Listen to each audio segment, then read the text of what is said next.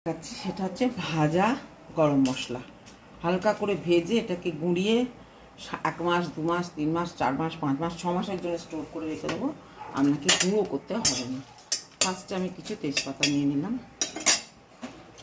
তারপরে দেখুন এর মধ্যে আছে জৈত, এটা কি বলে দেখি, মশলার জিনিসগুলো কিনে নিয়ে এসেছি, সমস্ত দিয়ে দিচ্ছি। দেখুন এতে লবঙ্গ আছে, এলাচ আছে, দারচিনি আছে, যত রকম সমস্ত এইগুলোকে দিয়ে এবারে ভাজবো। একটু আমি লবঙ্গ দিচ্ছি আলাদা করে, এগুলো একটু হালকা করে ভাজবো। ভাজার পর এগুলো মিক্সিতে গুঁড়ো করে রেখে দেবো। এটা আপনি 6 মাস পর্যন্ত স্টোর করে যে কোনো তরকারিতে দেখবেন, বিরিয়ানিতে দেবেন, এক টেস্ট। এটাকে একটুখানি হালকা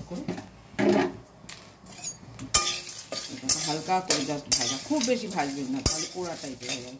একটুখানি মচমচালে ভাব হলে ভাজার পর এটাকে কড়াতে একটু রেখে দেবেন, খটখটে টাইপের হবে। আর একটু দিয়ে এবারে আমি এটাকে পাউডার করে দেবেন। ব্যাস, সেই মশলাটা আপনি সারা মাস ধরে 6 মাস ধরে আপনি এক মশলাগুলো ভেজে কড়াতেই ফেলে রেখেছিলাম, ঠান্ডা হয়ে গেছে, মচমচে হয়ে গেছে।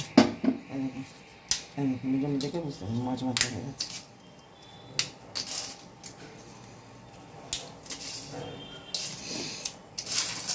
এইগুলো এবারে এরকম মিক্সিতে সব মিক্সি করে ডাস্ট করে নেব। যতদিন খুশি আপনি রাখতে পারেন, কিচ্ছু হবে না। সব তুলে নিলাম। সব বিরিয়ানি থেকে আরম্ভ করে যে কোনো ভালো খাবারে আপনি এই গরম মশলাটা দিতে পারেন। বাইরে থেকে কিনে নিয়ে আসবেন, প্রচুর ভেজাল। আপনি যেই খুলবেন প্যাকেটটা দেখবেন ম্যাক্সিমাম আপনার 15 দিন থেকে 1 মাস থাকবে, তারপরে আর থাকে না। আর এটা আপনি 6 মাস রেখে আরামসে খাবেন। দেখুন হয়ে গেল। এবারে এটা মিক্সিতে আমি গ্রাইন্ড করবো।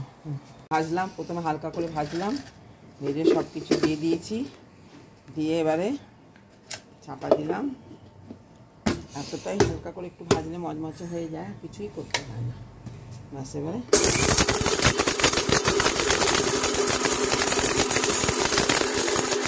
অর্ধেকটা মতন হয়েছে, কিন্তু তেজপাতাগুলো এখনো হয়নি, এর জন্য এটা আমাকে করতে হবে। অনেকটাই ডাস্ট হয়ে গেছে, দেখুন আরও গুঁড়ো করতে হবে এটাকে। জাস্ট এটা হাফ ডাস্ট মতন হয়েছে, আর তেজপাতাগুলো সব প্রায় গোটা থেকে গেছে। এগুলো এর সাথে করবো, এই দেখুন হাফ ডাস্ট মতন, এটাকে আরও করতে হবে। অত ধুলো টাইপের ডাস্টটা হয়ে গেছে, আগের থেকে আশা করছি অনেকটাই বেশি ডাস্ট হয়ে গেছে। দেখুন তেজপাতাগুলোও এর সাথে গুঁড়ো হয়ে গেছে, দেখুন। ব্যাস এইটা আপনি করে রাখবেন, আপনাকে রোজ থেঁতো করা, ভেজানো, বাটা এসব থেকে মুক্তি পাবেন। জাস্ট নেবেন আর ছড়িয়ে দেবেন, সব তরকারিতেই দেখবেন একটা সাইজাদি গন্ধ বেরোচ্ছে। আমি এটা করে রাখি, আমি যেটা করলাম এটা আমার ম্যাক্সিমাম 3 মাস চলিট গুঁড়ো হয়ে গেল। এবারে আপনি এটা যাতে খুশি দেন, যে কোনো ভালো তরকারি, আলুর দম, বিরিয়ানি, পনিরের তরকারি, মাংসর তরকারি, আপনি বাজারে এই জিনিসটা পাবেন না। প্রচুর ভেজাল আছে, দেখবেন বাক্সটা খোলার পর 2 দিন পর থেকেই মশলাটার কালার চেঞ্জ হতে গেছে।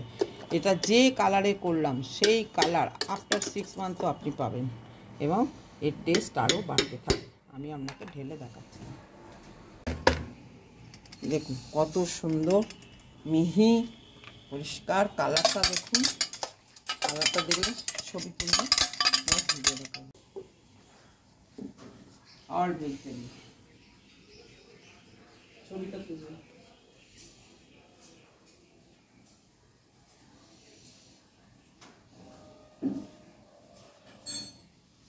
এইবারে আমি করবো